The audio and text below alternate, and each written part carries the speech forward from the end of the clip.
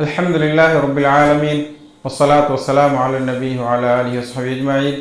ரப்பி ஸித்னி இல்மா ரப்பி ஷ்ரஹ் லி ஸத்ரி வ யஸ்ஸிர் லி அம்ரி வஹ்லுல் உக்தத்தம் மின் லிசானி யஃப்கஹு கௌலி. அன்பான சகோதர சகோதரிகளே, அஸ்ஸலாமு அலைக்கும் வரஹ்மத்துல்லாஹி வபரகாத்துஹு. திருக்குர்ஆனின் தொழுகையும் புரிந்து கொள்ளுங்கள் எளிய வழியில் என்ற பாடத்தின் 8வது பாடத்திற்கு உங்களை நான் வரவேற்றுக் கொள்கின்றேன்.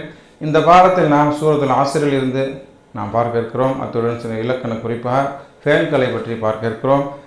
அத்துடன் கல்வி குறிப்போடு சேர்த்து புதிய வார்த்தைகள் 4 வார்த்தைகள் கற்றுக்கொள்வோம். அவைகள் 1000க்கும் மேற்பட்ட இடத்தில் வரக்கூடியதாக இருக்கிறது. இந்த பாடத்தின் இறுதியில் 53 வார்த்தைகளை கற்றிருப்பீர்கள். அவைகள் திரும்ப திரும்ப 25,000 முறை வரக்கூடியதாக இருக்கிறது. இந்த அத்தியாயத்தை பற்றி சில விஷயங்கள் நாம் விளங்கிக் கொள்வோம்.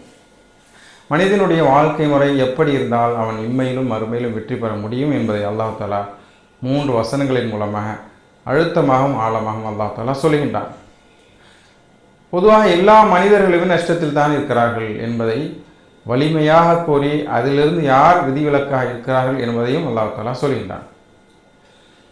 குறிப்பாக 2 விஷயங்கள் தன்னை சார்ந்து இருக்க வேண்டும், மற்ற 2 விஷயங்கள் சமூகத்தை சார்ந்து இருக்க வேண்டும். இப்படி யாரிடத்தில் செயல்பாடுகள் இருக்கிறதோ அவர்களை தவிர மற்ற அனைவர்களும் நஷ்டத்திலே இருக்கிறார்கள். 2 விஷயங்கள் என்ன? முதலில் நம்பிக்கை கொள்வது, நற்செயல் புரிவது. இது தன்னுடன் சேர்ந்த ஒரு விஷயம். அடுத்ததாக 2 விஷயங்கள் உண்மையை கொண்டு ஒருத்தருக்கு ஒருத்தர் ஏவிக்கொள்வது, தீமையிலிருந்து தடுத்துக்கொள்வது. இந்த 2 விஷயங்கள் யாரிடத்தில் இருக்கிறதோ அவர்கள் வெற்றியாளர்கள், மற்றவர்கள் அனைவரும் நஷ்டத்தில் இருக்கிறார்கள் என்று அல்லாஹ் தஆலா சொல்கின்றார். வல் அஸ்ர், காலத்தின் மீது சத்தியமாக. வல் அஸ்ர் சொல்லுங்கள். வல் அஸ்ர், காலத்தின் மீது சத்தியமாக. வாவ் என்ற வார்த்தைக்கு சத்தியம் என்பதை நாம் விளங்கிக் கொள்ள வேண்டும். நாம் முதலிலே படித்திருக்கிறோம், இய்யாக நஅபுது வ இய்யாக நஸ்தஈன். உன்னிடத்திலே இய்யாக நஅபுது, உன்னையே வணங்குகின்றோம், மேலும் உன்னிடமே உதவி தேடுகின்றோம். இப்போ அந்த வாவ் என்ற வார்த்தைக்கு மேலும் என்ற அர்த்தம். இந்த இடத்துல வாவ் என்ற வார்த்தைக்கு சத்தியம் என்று நாம் அர்த்தம் கொள்ள வேண்டும். அல்லாஹ் தஆலா ஒரு விஷயத்திலிருந்து சத்தியம் என்று சொல்கிறார் என்று சொன்னால் அந்த விஷயத்திற்கும் நமக்கும் அதிகமான தொடர்பு இருக்கும் என்பதை நாம் கவனத்தில் கொள்ள வேண்டும். வல் அஸ்ர், காலத்தின் மீது சத்தியமாக. இப்போ வாவ் என்ற வார்த்தைக்கு மேலும் என்பதும் அர்த்தமாக இருக்கிறது, சத்தியம் என்பதும் அர்த்தமாக இருக்கிறது. இதுபோன்று சில சூறாக்கள் ஆரம்பமாகின்றன வாவ் என்ற வார்த்தை கொண்டு. சூறாக்களுடைய ஆரம்பத்தில் இந்த வாவ் வந்தால் அது பெரும்பாலும் சத்தியம் என்ற அர்த்தத்தையே தரும். உதாரணத்துக்கு வல் ஃபஜ்ர், வத்துஹா, வல்லைல், வத்தாரியாத், வன்னஜ்ம், வஸ்ஸமாஇ வத்தாரிக். இது போன்று ஃபஜ்ரின் மீது சத்தியமாக, முற்பகலின் மீது சத்தியமாக, இரவின் மீது சத்தியமாக, இது போன்று. எனவே சூறாக்களுடைய ஆரம்பத்தில் வாவ் வந்தால் அது சத்தியம் என்பதாக இருக்கும் என்பதை ஞாபகத்தில் கொள்ள வேண்டும். இந்த வரலாற்றில் அதாவது ஒவ்வொருவரும் தான் சாதித்த விஷயத்தை அவர்கள் நிரூபித்திருக்கிறார்கள். அதாவது வாழ்க்கையை யார் சரியான முறையில் அமைத்திருக்கிறார்களோ, திட்டமிட்டு யார் தன்னுடைய வாழ்க்கையை நகர்த்தியிருக்கிறார்களோ அவர்கள் சாதித்திருக்கிறார்கள். எத்தனையோ பல அறிஞர்கள் வாழ்ந்த காலங்கள் கம்மியான வருடங்கள் தான், ஆனால் நிறைய சாதித்திருக்கிறார்கள். அப்போ காலத்தை நாம் பயன்படுத்தக்கூடிய முறையில் இருக்கிறது நம்முடைய வெற்றி. எனவே நாம் அதனை நல்லபடியாக வெற்றிக்குரிய பாதையில் நம்முடைய வாழ்க்கையை, காலத்தை நாம் நகர்த்த வேண்டும். இன்னல் இன்சான லஃபீ ஹுஸ்ர், இன்னல் இன்சான, நிச்சயமாக மனிதன், லஃபீ ஹுஸ்ர், நஷ்டத்திலே இருக்கின்றான். இப்போ இன்ன என்ற வார்த்தையை நாம் எப்படி ஞாபகத்தில் வைத்துக் கொள்வது? இன்னல்லாஹ மஅஸ்ஸாபிரீன். நாம் முதலில் படித்திருக்கிறோம். உதாரணத்தில் நிச்சயமாக அல்லாஹ் பொறுமையாளருடன் இருக்கிறான். நாமும் அல்லாஹ்வுடைய உதவியில் பொறுமையாக இருந்து நாம் பாடத்தை கற்று வருகிறோம். இப்போ இன்னல்லாஹ மஅஸ்ஸாபிரீன், நிச்சயமாக அல்லாஹ் பொறுமையாளருடன் இருக்கிறான். இப்போ இன்ன என்ற வார்த்தைக்கு நிச்சயம் என்ற அர்த்தமாக இருக்கிறது. இன்னல் இன்சான, நிச்சயமாக மனிதன். இப்போ எல்லா மனிதர்களும், அல் என்ற வார்த்தை இஸ்திக்ராக் என்று சொல்வார்கள், அனைத்தையும் வளைந்து கொள்ளும். இப்போ இன்னல் இன்சான, எல்லா மனிதர்களும். இன்சான் என்று சொன்னால் மனிதன். அல் இன்சான் என்ற வார்த்தைக்கு, அல் என்ற வார்த்தைக்கு குறிப்பிட்ட மாரிஃபா என்று சொல்வார்கள், அவன், அது என்று சொல்லலாம், அந்த மனிதன். இந்த இடத்துல நாம் எல்லா மனிதர்களும் என்பதை நாம் ஞாபகத்தில் வைத்துக் கொள்ள வேண்டும். இன்னல் இன்சான, நிச்சயமாக எல்லா மனிதர்களும், லஃபீ ஹுஸ்ரின், நஷ்டத்திலே இருக்கிறான். அல்லாஹ் என்றால் நிச்சயம் என்ற அர்த்தத்தில் நாம் முதலில் படித்திருக்கின்றோம். வலகத் யஸ்ஸர்னல் குர்ஆன் என்ற அந்த வார்த்தை, நிச்சயமாக இந்த குர்ஆனை நாம் எளிமையாக்கிவிட்டோம். அப்போ அந்த இடத்தில் உள்ளது அதையெல்லாம் தான் இங்கும் வந்திருக்கிறது. நிச்சயமாக மனிதன். ஃபி என்றால் அதில், இதில் என்ற அர்த்தமாக இருக்கிறது. அடுத்த வார்த்தையுடன் சேர்ந்து வரும்போது தான் ஃபி என்ற வார்த்தைக்கு அர்த்தம் வரும். இப்போ ஃபி லஃபீ ஹுஸ்ரின், நஷ்டத்திலே இருக்கிறான். லஃபீ ஹுஸ்ரின் நிச்சயமாக நஷ்டத்திலே இருக்கிறான். இப்போ அல்லாஹ் தஆலா இதில் பாருங்கள், இந்த வார்த்தையில் மட்டுமே 3 இடத்திலே நமக்கு சத்தியம் விட்டு சொல்கிறான். வல் அஸ்ர் என்பதில் வாவ் சத்தியம், இன்னல் இன்சான நிச்சயமாக மனிதன், லஃபீ ஹுஸ்ரின் நிச்சயமாக நஷ்டத்திலே இருக்கிறான். இதில் மட்டுமே 3 வார்த்தைகள் சத்தியம் விடப்பட்டிருக்கிறது.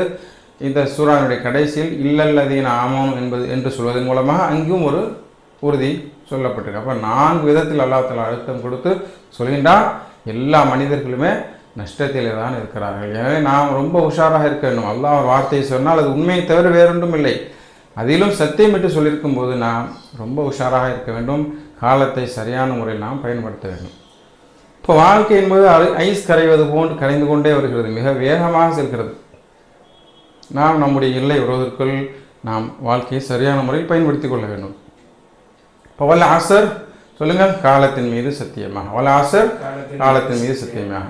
இன்னல் இன்சான நிச்சயமாக மனிதன், இன்னல் இன்சான நிச்சயமாக மனிதன், லஃபீ ஹுஸ்ரின் நஷ்டத்திலே இருக்கிறான், லஃபீ ஹுஸ்ரின் நஷ்டத்திலே இருக்கின்றான். இல்லல்லதீன ஆமனு வஅமிலு ஸாலிஹாத், இல்லல்லதீன ஆமனு, இல்லா என்றால் தவிர, லா இலாஹ இல்லல்லாஹ் வணக்கத்திற்குரியவன் அல்லாஹ் அன்றி வேறு யாரும் இல்லை. நாம் முதலிலே சொல்லி வந்திருக்கின்றோம் சிறு பிள்ளையிலிருந்து. அப்போ இல்லா என்ற வார்த்தைக்கு தவிர என்ற அர்த்தமாக இருக்கிறது. லா இலாஹ என்றால் வணக்கத்திற்குரியவன் இல்லை, இல்லல்லாஹ் என்றால் அல்லாஹை தவிர. இப்போ இல்லா என்றால் தவிர. இப்போ இல்லல்லதீன அத்தகையவர்களை தவிர, இல்லல்லதீன அத்தகையவர்களை தவிர, சிராத் அல்லதீன நாம் அலைஹிம் என்ற வார்த்தையில் வரக்கூடிய அதே அல்லதீன அத்தகையவர்களை தவிர. ஆமனு நம்பிக்கை கொண்டார்களே அத்தகையவர்களை தவிர. ஆமன் என்றால் நம்பிக்கை கொண்டார்களே அவர்களை தவிர. ஈமான் என்றால் நம்பிக்கை கொள்ளுதல். இப்போ வஅமிலு ஸாலிஹாத் நற்செயல்கள் செய்தார்களே அவர்களையும் தவிர. இப்போ ஈமான் கொண்டு நற்செயலும் செய்ய வேண்டும். வாவிற்கு மேலும் என்ற அர்த்தமாக இருக்கிறது. அமீலு, அமீலு என்று சொன்னால் அவர்கள் செய்தார்கள், ஏதோ ஒரு காரியத்தை செய்வதற்கு அமீல் என்று சொல்லப்படும். இப்போ சாலிஹாத் என்று இணையும் பொழுது நற்செயல்கள் செய்தார்களே அவர்களை தவிர. அமல் என்று சொன்னால் செயல், அமீலு என்றால் செய்தார்கள், மேலும் அமீலு மேலும் செய்தார்கள், அஸ்ஸாலிஹாத் நற்காரியங்களை செய்தார்களே அவர்களை தவிர. சாலிஹ் என்ற வாரத்திலிருந்து சாலிஹூன் சாலிஹின் என்பது பன்மையாக இருக்கிறது, நாம் முதலில் படித்திருக்கிறோம். அதிலிருந்து பெண்பாலாக இருப்பதாக இருந்தால் சாலிஹத்துன். இப்போ சாலிஹாத்துன் என்பது பன்மையாக இருக்கிறது, பெண்பால் பன்மையாக இருக்கிறது. இப்போ நற்செயலும் செய்தார்களே அவர்களையும் தவிர. யார் ஈமான் கொண்டு நற்செயல்கள் செய்தார்களோ அவர்களை தவிர. அப்போ ஈமான் கொண்டு நற்கருமங்களையும் செய்ய வேண்டியது நம்முடைய கடமையாக இருக்கிறது. ஈமான் கொண்டால் மட்டும் போராது, நாம் அமலும் செய்ய வேண்டும். இப்போ யா அல்லாஹ் என்னுடைய ஈமானின் உறுதியை தருவாயாக, நற்செயல் புரியும் ஆர்வத்தையும் தருவாயாக என்று துவாவோடு நாம் இந்த ஆயத்துக்களை ஓத வேண்டும். ஈமானில் உறுதியாக இருப்பதாக இருந்தால் நாம் அதிகமான மார்க்க விஷயங்களை படிக்க வேண்டும், நல்ல மனிதர்களுடன் நாம் தொடர்பிலே இருக்க வேண்டும்.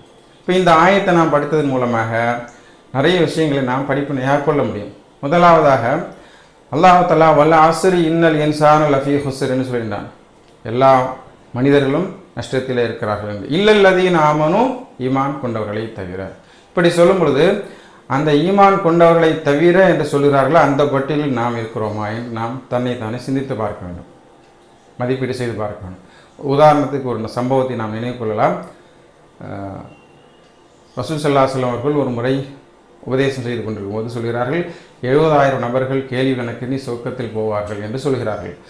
அப்பொழுது ஒரு சில பட்டியலை சொல்கிறார்கள். அவர்கள் முழுமையாக அல்லாஹை நம்பியிருப்பார்கள், ஓதி பார்க்க மாட்டார்கள், சகுனம் பார்க்க மாட்டார்கள், இது போன்ற சில விஷயங்களை சொல்லிவிட்டு சொல்கிறார்கள், இவர்களெல்லாம் சொர்க்கத்திற்கு கேள்வி கணக்கின்றி செல்வார்கள், இது போன்றவர்கள் என்று சொல்கிறார்கள். அப்பொழுது ஒக்காஷா என்ற சஹாபி எழுந்து, யார சொல்லா அதில் ஒருவனாக நான் இருப்பதற்கு துவா செய்யுங்கள் என்று சொன்னார்கள். இப்போ உடனே அந்த கூட்டத்தில் நான் இருக்கிறேனா என்று சிந்தித்து பார்த்தார்கள். ஒரு விஷயத்தை கேள்விப்பட்ட மாத்திரத்திலேயே அதில் உள்ள நன்மைகளில் நாம் பங்கு கொள்ள வேண்டும். அப்போ அதுபோன்று இல்லல்லதீன ஆமனு என்று சொல்லும்போது அந்த இல்லல்லதீன ஆமனு இந்த லிஸ்ட்லேயே நாம் இருக்கிறோமா என்று நாம் பார்க்க வேண்டும். சற்று நேரம் கழித்து இன்னொரு சஹாபி எழுந்து எனக்காகவும் துவா செய்யுங்கள் சொல்லும்போது முந்தி விட்டார், சபக ரொக்காஷா. இப்போ எனவே நாம் முந்தி கொள்ள வேண்டும். அல்லாஹ் தஆலா ஈமான் கொண்டவர்களை தவிர என்று சொல்லும்போது அதில் நாம் இருக்கிறோமா என்று பார்க்க வேண்டும். இன்னொரு விஷயத்தை நாம் கவனத்தில் கொள்ள வேண்டும். ஒரு பரீட்சை எழுதக்கூடிய ஹாலில் 100 நபர்கள் இருந்தால் அதில் 5 நபர்கள் மட்டுமே பாஸ் ஆகியிருக்கிறார்கள் என்று வைத்துக்கொள்ளும். நாம் எப்படி சொல்ல மாட்டோம், 95 நபர்களும் ஃபெயில் ஆகிவிட்டார்கள் 5 நபர்களை தவிர என்று நாம் சொல்ல மாட்டோம். எப்படி சொல்லுவோம், 5 நபர்களை தவிர மற்ற அனைவர்களும் ஃபெயில் ஆகிவிட்டார்கள். இது போன்ற அந்த வார்த்தையினுடைய அழுத்தங்களை நாம் கவனத்தில் கொள்ள வேண்டும். அல்லாஹ் தஆலா எப்படி சொல்கின்றான், அனைத்து மனிதர்களுமே நஷ்டத்தில் தான் இருக்கிறார்கள், இத்தகையவர்களை தவிர, ஈமான் கொண்டு நற்கர்மங்களை செய்தார்களே அவர்களையும் தவிர. எனவே இந்த நற்கர்மங்களை செய்யக்கூடிய, எனவே நாம் நற்கர்மங்களை செய்யக்கூடிய மக்களாக நாம் இருக்க வேண்டும் ஈமான் கொண்டு. இப்போ சொல்லுங்கள், இல்லல்லதீன ஆமனு, இல்லல்லதீன ஆமனு நம்பிக்கை கொண்டார்களே அத்தகையவர்களை தவிர, வஅமிலு ஸாலிஹாத் மேலும் நற்செயல்கள் புரிந்தார்களே அவர்களையும் தவிர. சொல்லுங்கள், இல்லல்லதீன ஆமனு நம்பிக்கை கொண்டார்களே அத்தகையவர்களை தவிர, வஅமிலு ஸாலிஹாத் மேலும் நற்செயல்கள் செய்தார்களே அவர்களையும் தவிர. வதவாஸவ் பில் ஹக்கி வதவாஸவ் பிஸ் ஸப்ர், வதவாஸவ் மேலும் ஒருவருக்கொருவர் உபதேசம் செய்து கொண்டார்கள், பில் ஹக் உண்மையை கொண்டு, வதவாஸவ் மேலும் ஒருவருக்கொருவர் உபதேசம் செய்து கொண்டார்கள், பிஸ் ஸப்ர் பொறுமையை கொண்டு. தவாசோ என்று சொன்னால் ஒருத்தருக்கு ஒருத்தர் உபதேசம் செய்து கொள்வது. தரச என்றால் படித்தான், இந்த வார்த்தையை நாம் ஈஸியாக விளங்குவதற்காக தரச என்றால் படித்தான். தர்ரச என்று ரேக்கு நாம் சத்து கொடுத்தால் படித்து கொடுத்தான் என்று அர்த்தமாகிறது. தரச என்றால் படித்தான், தர்ரச என்றால் படித்து கொடுத்தான், இரண்டுமே வெவ்வேறு அர்த்தங்கள் உள்ளது. அப்புறம் தாரச என்று சொன்னால் ஒருத்தருக்கு ஒருத்தர் படித்துக் கொள்வது. அதே போன வாசகம் தான் தவாசோர் மேலும் மேலும் ஒருவருக்கொருவர் உபதேசம் செய்து கொண்டார்கள். தவாசோ என்று சொன்னால் ஒருவருக்கொருவர் உபதேசம் செய்து கொண்டார்கள். ததாரசு என்றால் ஒருத்தருக்கு ஒருத்தர் படித்து கொண்டனர். பில் ஹக் உண்மையை கொண்டு, உண்மை என்று சொன்னால் என்ன, அல் குர்ஆனையும் சுன்னாவையும் தான் இங்கு சொல்லப்படுகிறது. உண்மையை கொண்டு ஒருத்தருக்கு ஒருத்தர் உபதேசம் செய்து கொள்வது. அதே போன்று தவாசோ மேலும் ஒருவருக்கொருவர் உபதேசம் செய்து கொண்டார்கள், பிஸ் சபர் பொறுமையை கொண்டு. சபர் என்று சொன்னால் பொறுமை. இந்த பொறுமையை நாம் 3 விதமாக எடுத்துக்கொள்ள முடியும். எப்படி? கட்டுப்படுதல் நமக்கு பொறுமை வேண்டும். அல்லாஹ் தஆலாவுடைய ஏவல் கடமையை செய்வதில் ஃபஜ்ர் தொழுவது முதல் கொண்டு அனைத்து ஃபர்லான காரியங்களையும் சரியான முறையில் நிறைவேற்றுவது. அதே போன்று தீமை விட்டு ஒதுங்குதலிலும் நமக்கு பொறுமை வேண்டும். தீமை விட்டு ஒதுங்குதலிலும் நமக்கு பொறுமை வேண்டும். அதே போன்று மார்க்கத்திலே நிலைத்திருப்பதில் வரும் கஷ்டங்களை விட்டும் நாம் பொறுமையாக இருக்க வேண்டும். கஷ்டங்களிலும் நாம் பொறுமையாக இருக்க வேண்டும். அல்லாஹ் தஆலாவுடைய கடமையை நிறைவேற்றுவதில் பொறுமை வேண்டும். தீமை விட்டு விலகுதலையும் நாம் பொறுமையாக இருக்க வேண்டும். நமக்கு எவ்வளவுதான் சந்தர்ப்பம் கிடைத்தாலும் நாம் அல்லாஹ்வுக்காண்டி பொறுத்து இருந்து கொள்ள வேண்டும். அல்லாஹ்வை பயந்து நாம் ஒதுங்கி இருக்க வேண்டும். இதில் பொறுமை காட்ட வேண்டும். அடுத்ததாக நாம் மார்க்கத்தை எடுத்து சொல்லும் பொழுது அதில் ஏற்படக்கூடிய கஷ்டத்திலும் நாம் பொறுமையாக இருக்க வேண்டும். ஒரு மனிதன் இருக்கிறான், ஏதோ அவன் வருகிறான், இருக்கிற இடமே தெரியாமல் போகிறான், அவன் தான் ஒன்று என்று நடந்து கொண்டிருக்கும்போது இன்னொரு மனிதன் இருக்கிறான், அவன் தனக்காக வாழ்ந்து பிறருக்காக வாழ்கின்றான். இதில் யார் சிறந்தவர்னு சொன்னால் மற்றவர்களுக்காக வாழ்ந்து ஈமானிய அந்த தாவா செய்யக்கூடிய அந்த மனிதன் தான் சிறந்தவன். எனவே நாம் உண்மையை கொண்டு ஒருத்தருக்கு ஒருத்தர் ஏவ வேண்டும். அதே போன்று தீமை விட்டு தடுக்க வேண்டும். இதில் ஏற்படக்கூடிய சிரமங்களை நாம் பொறுத்து கொள்ள வேண்டும். சில சோதனைகள் ஏற்படும்போது நாம் பொறுத்து கொள்ள வேண்டும். இப்போ நற்செயலும் நம்பிக்கை மட்டும் போதாது, நாம் இறை செய்தியை கொண்டு சேர்ப்பது கடமையாக இருக்கிறது. எனவே அது போன்று நாம் ஒருத்தருக்கு ஒருத்தர் உண்மை கொண்டு ஏவ வேண்டும். அதில் ஏற்படக்கூடிய சிரமங்களுக்கு பொறுமை கொண்டு உபதேசித்துக் கொள்ள வேண்டும். தவாசோ மேலும் ஒருவருக்கொருவர் உபதேசம் செய்து கொண்டார்கள், பில் ஹக் பொறுமையை கொண்டு. தவாசோ மேலும் ஒருவருக்கொருவர் உபதேசம் செய்து கொண்டார்கள், பிஸ் சபர் பொறுமையை கொண்டு. அல்ஹம்துலில்லாஹ். இப்பொழுது நாம் இலக்கணத்திற்கு வருகிறோம். இலக்கணத்தை கற்பது இலகுவான ஒன்றுதான். டிபிஐ என்ற முறையை நாம் பயன்படுத்த வேண்டும். டோட்டல் ஃபிசிக்கல் இன்ட்ராக்ஷன், செயல் ரீதியான ஈடுபாடோடு நாம் கற்றுக்கொள்ள வேண்டும். ஷைத்தானுக்கு நாம் இடம் கொடுத்து விடக்கூடாது. நாம் இலகுவாக மூளையில் பதிந்து கொள்வதற்காக அந்த டிபிஐ என்பதை நாம் பயன்படுத்துகின்றோம். நாம் முதலில் பார்த்தவாறு எந்த ஒரு கலிமாவாக இருந்தாலும், எந்த ஒரு வார்த்தையாக இருந்தாலும் அரபியில் இஸ்மாக இருக்கும் அல்லது ஃபேலாக இருக்கும் அல்லது ஹர்ஃபாக இருக்கும். இஸ்மு என்றால் பெயர் சொல், ஃபேல் என்றால் வினைச்சொல், ஹர்ஃப் என்றால் இணைப்பு சொல். இப்பொழுது நாம் ஃபேலை பற்றி பார்க்க இருக்கிறோம். ஃபேல் என்று சொன்னால் வினைச்சொல், வினைச்சொல் காலம் சார்ந்த வார்த்தை, இறந்த காலமாகவோ அல்லது நிகழ்காலமாகவோ இருக்கலாம். ஃபேல்கள் 3 எழுத்திலிருந்து தான் தொடங்கும். ஃப, அல இது போன்ற 3 எழுத்தாக இருக்கலாம். அதே போன்று ஃப, த, ஹ, அதே போன்று ந, சார, ல, ரப இது போன்று 3 வார்த்தையிலிருந்து, அதாவது 3 எழுத்திலிருந்து தான் ஃபேல்கள் தொடக்கமாகும் என்பதை நாம் கவனத்தில் கொள்ள வேண்டும். ஃபஅல என்றால் செய்தான், ஃபதஹ என்றால் திறந்தான், நஸர என்றால் உதவி செய்தான், லரப என்றால் அடித்தான். ஒவ்வொரு ஃபேலும் ஒவ்வொரு மாதிரி வரும். அவைகளை நாம் வரக்கூடிய பாடங்களில் பார்க்கலாம். இப்போ ஃபேல் மாலை ஃபேல் மாதி என்று சொன்னால் இறந்த காலம், சென்றுவிட்ட விஷயங்களுக்கு சொல்லப்படும் இறந்த காலம். அதே போல் ஃபேல் முதாரி என்று சொன்னால் வருங்காலம் அல்லது நிகழ்காலம், நிகழ்காலத்துக்கும் சொல்லப்படும் அல்லது வருங்காலத்திற்கும் சொல்லலாம். ஃபேல் முதாரி, அப்போ ஃபேல் மாதி, ஃபேல் முதாரி, இந்த இரண்டு ஃபேல்களை நாம் இப்பொழுது விளங்கிக் கொள்ள வேண்டும். இப்போ ஃபேல் மாதி 3 எழுத்திலிருந்து தான் தொடங்கும் என்பதை ஞாபகத்தில் வைத்துக் கொள்ள வேண்டும். இப்பொழுது நாம் ஃபேல் மாதி சர்ஃப் செய்யலாம். சொல்லுங்கள். ஃபஅல செய்தான், ஃபஅலு செய்தார்கள், ஃபால்த செய்தாய், ஃபால்தும் செய்தீர்கள், ஃபால்து செய்தேன், ஃபால்னா செய்தோம். ஃபஅல செய்தான், ஃபாலு செய்தார்கள், ஃபால்த செய்தாய், ஃபால்தும் செய்தீர்கள், ஃபால்து செய்தேன், ஃபால்னா செய்தோம். ஃபஅல செய்தான், ஃபாலு செய்தார்கள், ஃபால்த செய்தாய், ஃபால்தும் செய்தீர்கள், ஃபால்து செய்தேன், ஃபால்னா செய்தோம். நாம் எப்படி ஹுவாஹும் அந்த அந்துமான நகன் என்பதற்கு இஷாராவோடு சொன்னோமோ அதே போன்று ஃபேல்களை நாம் செய்து சொல்ல வேண்டும். ஒருமைக்கு ஒருமையாக, பன்மைக்கு பன்மையாக நாம் ஆரம்பத்திலிருந்து கடைபிடித்து வருகிறோம், அதையே நாம் கடைபிடிக்க வேண்டும். திரும்ப சொல்லுங்கள். இப்பொழுது நீங்கள் அர்த்தம் சொல்ல வேண்டும். சொல்லுங்கள். ஃபஅல, ஃபாலு, ஃபால்த, ஃபால்தும், ஃபால்து, ஃபால்னா. திரும்ப. ஃபஅல, ஃபாலு, ஃபால்த, ஃபால்தும், ஃபால்து, ஃபால்னா செய்தோம். இப்போது நாம் அரபியில் சொல்லலாம். சொல்லுங்கள். ஃபஅல, ஃபாலு, ஃபால்த, ஃபால்தும், ஃபால்து, ஃபால்னா. ஃபஅல, ஃபாலு, ஃபால்த, ஃபால்தும், ஃபால்து, ஃபால்னா. ஃபஅல, ஃபாலு, ஃபால்த, ஃபால்தும், ஃபால்து, ஃபால்னா. இப்பொழுது நான் இஷாரா செய்வேன், நீங்கள் சொல்லுங்கள். சொல்லுங்கள். ஃபஅல, ஃபாலு, ஃபால்த, ஃபால்தும், ஃபால்து, ஃபால்னா. திரும்ப. ஃபஅல, ஃபாலு, ஃபால்த, ஃபால்தும், ஃபால்து, ஃபால்னா. ஃபஅல, ஃபாலு, ஃபால்த, ஃபால்தும், ஃபால்து, ஃபால்னா. இது போன்று அதிகமாக நாம் பயிற்சி செய்ய வேண்டும். இனி வரக்கூடிய அடுத்தடுத்த பாடங்களில் அதிகமாக ஃபேலை பற்றி வரும். எனவே நாம் பயிற்சி செய்யக்கூடியதில் தான் இருக்கிறது. இதில் நீங்கள் பார்க்கலாம், விமானம் கிளம்புவது போன்று இருக்கிறது. அது இறந்த காலம் என்பதை உணர்த்துவதற்காக விமானம் மேல் கிளம்பியவுடன் நாம் ஜன்னல் வழியாக பார்த்தால் அதனுடைய வால் பகுதி தெரியும். இப்போ முடிந்து விட்டது, கிளம்பி விட்டது என்பதற்கான அடையாளமாக. அதே போன்று அந்த வார்த்தையினுடைய கடைசியில் ல, லு, த, தும், து, நா என்று அந்த கடைசியில் உள்ள அந்த வார்த்தையை வைத்து தான் அவன், அவர்கள், நீ, நீங்கள், நான், நாங்கள் அந்த வார்த்தையை விளங்கிக் கொள்ள முடியும். அவன் செய்தான், அவர்கள் செய்தார்கள், நீ செய்தார், நீங்கள் செய்தீர்கள்.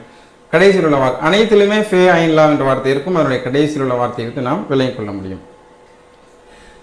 உதாரணத்துக்கு ஒரு மரத்தை ஒருவன் நட்டுகிறான்.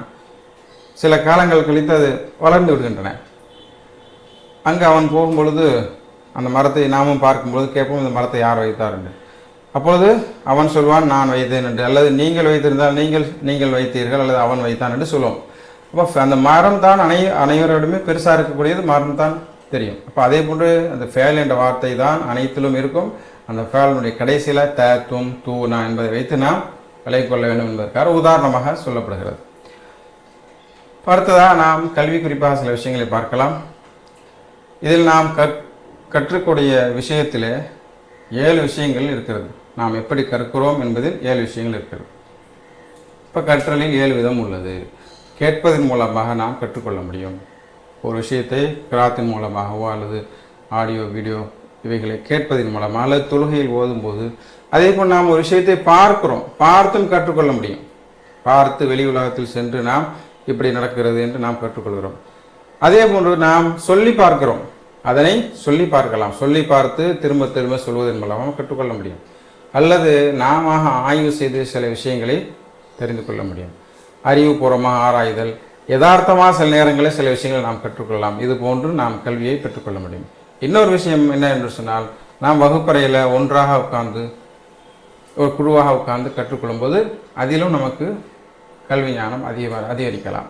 சிலர்களுக்கு தனியாக உட்கார்ந்து படித்தால்தான் கல்வி அதிகமாக மனதில் இருக்கும். அதுபோன்று கல்வி கற்றல் 7 விதமாக இருக்கிறது. கேட்பதன் மூலமாக, பார்ப்பதன் மூலமாக, சொல்லுதல் மூலமாக, உணர்வதன் மூலமாக, அறிவுபூர்வமாக ஆராய்வதன் மூலமாக, ஒரு குழுவாகவோ தனியாகவோ, இது போன்ற 7 முறைகளுடன் எதில் நமக்கு அதிகமாக ஈஸியாக இருக்கிறதோ அதை நாம் பயன்படுத்த வேண்டும். இலகுவான வழியை நாம் பின்பற்றி இந்த கல்வி ஞானத்தை நாம் கற்றுக்கொள்ள வேண்டும். குறிப்பாக இந்த குர்ஆனுடைய கல்வியை கற்றுக்கொள்வதில் நாம் ஆர்வமாக ஈடுபட வேண்டும். அல்ஹம்துலில்லாஹ், இதுவரை நாம் 53 வார்த்தைகளை பார்த்திருக்கிறோம்.